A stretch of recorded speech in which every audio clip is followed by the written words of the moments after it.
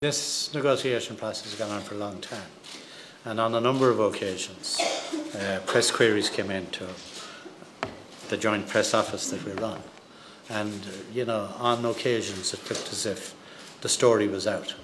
Now everybody knew that we were trying to negotiate longer maturities with lower interest rates, but people didn't know about the liquidation bit, and we couldn't bring IBRC, either their board or their management, into the ring of confidentiality, because as soon as we would inform the board of IBRC and Alan Dukes that there was a prospect of liquidation, we would impose on them obligations, legal obligations, in their role as directors, which would have criminal penalties attached to them if they didn't fulfil them, in terms of sharing information with interested parties, and then we wouldn't be able to do it.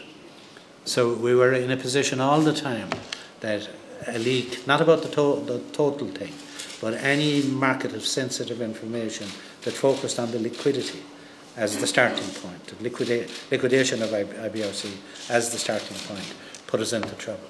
So about 4 o'clock tomorrow, yesterday, it was clear that 2 international news agencies had the story in detail, and they were prepared to lead off with the starting point would be liquidation.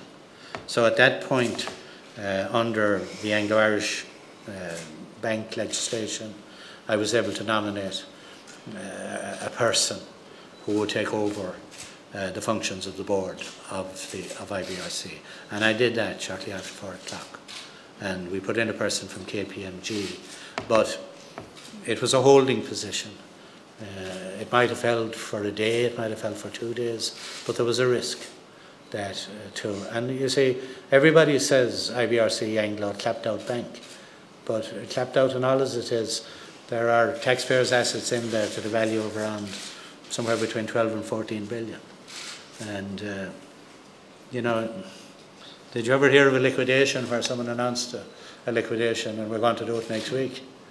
You only hear about liquidations really when the liquidator has gone in, because once there's a threat of liquidation, debtors and creditors, get very anxious, and they move to protect their own positions and sometimes to prevent the liquidation.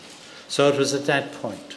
So the person we put in as the special representative under the Anglo legislation, after we strengthened his legal mandate, was reappointed as a liquidator and was joined by a KPMG colleague to give you joint liquidators.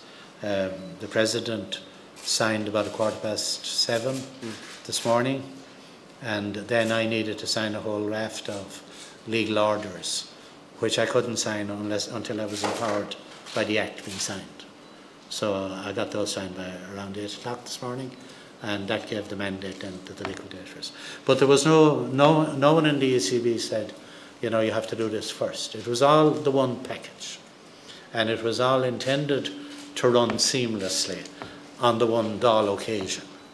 But because of the sensitive information which I had pinpointed going into the market, we consulted, we had an EMC meeting, we had a cabinet meeting, and we decided that the prudent thing to do was to move and get that bit secure, and then see could we get a deal concluded today.